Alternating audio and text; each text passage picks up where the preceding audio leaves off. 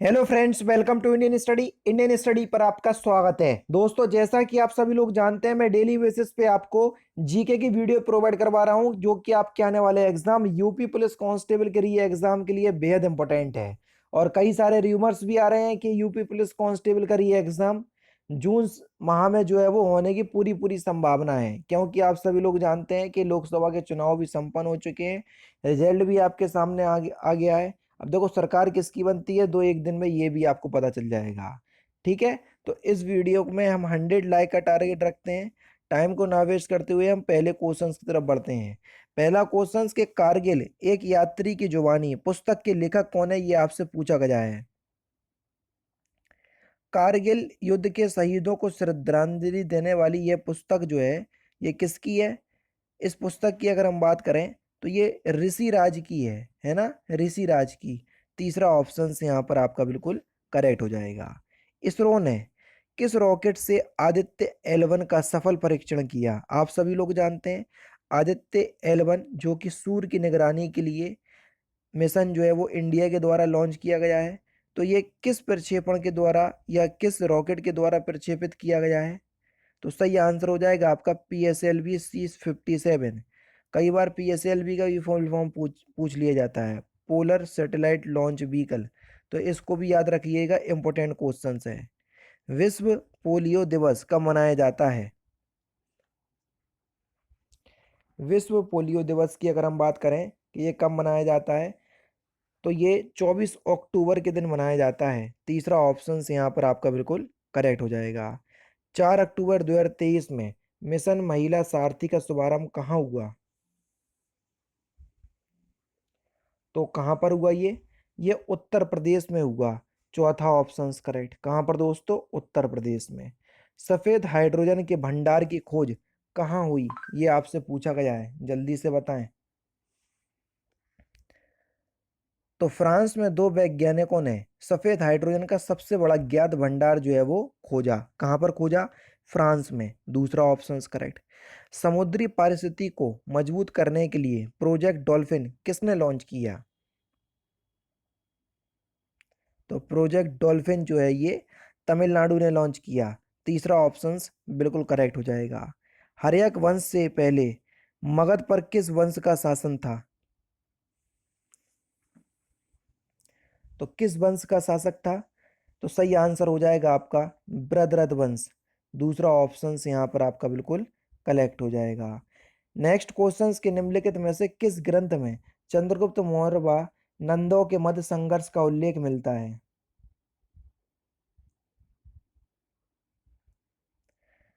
तो ये मुद्रा राक्षस, परिशिष्ट पर्वन और मिलिंद पन्हु उपरोक्त सभी में मिलता है। चौथा ऑप्शन बिल्कुल करेक्ट हो जाएगा। पुष्यमित्र शुंग के शासन में यवनों के भारत पर आक्रमण की जानकारी मिलती है कहाँ से, ये आपसे पूछा गया है। तो ये जो जानकारी है मालविकानी मित्र, गार्गी संहिता और पतंजलि के महावास उपरोक्त सभी से मिलती है। चौथा ऑप्शन करेक्ट। गुप्तकालीन स्वर्ण सिक्के सर्वाधिक संख्या में प्राप्त हुए कहाँ से, ये आपसे पूछा गया है। तो गुप्तकालीन स्वर्ण सिक्के सर्वाधिक संख्या में कहाँ से प्राप्त हुए, तो ये बयाना से प्राप्त हुए। चौथा ऑप्शन बिल्कुल करेक्ट हो जाएगा। कौन सा दोस्तों, चौथा option. Next question, Mahatma Gandhi ने किस आंदोलन के समय 1 वर्ष के भीतर स्वराज दिलाने की बात कही थी। तो सही आंसर आपका क्या हो जाएगा सर, असहयोग आंदोलन में। दूसरा ऑप्शन यहाँ पर आपका बिल्कुल करेक्ट हो जाएगा। नेक्स्ट क्वेश्चन आपके सामने, अरुणा आसिफ अली ने वर्ष 1942 में गांधीवादी तरीकों से आंदोलन का नियंत्रण किया कहाँ से। तो ये बम्बई से किया। कहाँ पर दोस्तों, बम्बई से। तीसरा ऑप्शन करेक्ट।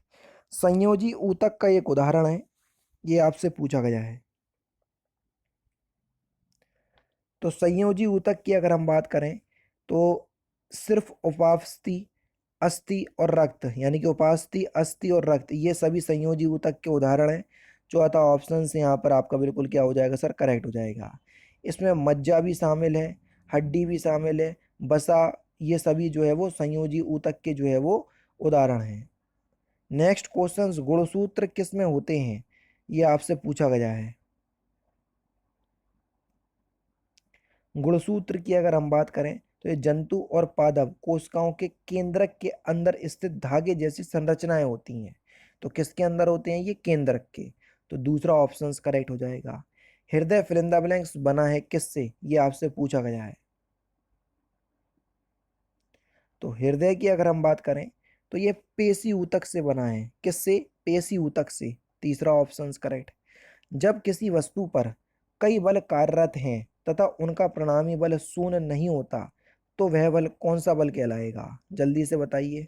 बहुत सारे बल कार्यरत हैं और परिणामी बल शून्य नहीं है, तो उस बल को हम असंतुलित बल कहते हैं। क्या कहते हैं, असंतुलित बल। यानी कि इस क्वेश्चन का तीसरा ऑप्शन बिल्कुल करेक्ट होगा। नेक्स्ट क्वेश्चंस के पदार्थ की वह अवस्था जिसमें आकार व आयतन निश्चित होते हैं, उस अवस्था को हम क्या कहते हैं। आकार और आयतन स्थित निश्चित होते हैं, उस अवस्था को हम ठोस कहते हैं। पहला ऑप्शन करेक्ट। और लास्ट क्वेश्चन से आपका कि वस्तु के संवेग में परिवर्तन की दर पर उस पर आरोपित बल की फिल इन द ब्लैंक्स होती है। तो इस क्वेश्चन का आंसर आप मुझे कमेंट बॉक्स में बताएंगे। तो दोस्तों ये थे आपके जीके के इंपॉर्टेंट क्वेश्चंस जो कि आपकी आगामी परीक्षा यूपी पुलिस कांस्टेबल के री एग्ज़ाम के लिए बेहद इंपॉर्टेंट है। वीडियो अगर आपको अच्छी लगी तो प्लीज़ दोस्तों वीडियो को लाइक और शेयर जरूर कर दीजिएगा। बाकी यार फिर मिलते हैं नेक्स्ट क्लास में, नेक्स्ट सेशन में। जय हिंद, जय भारत।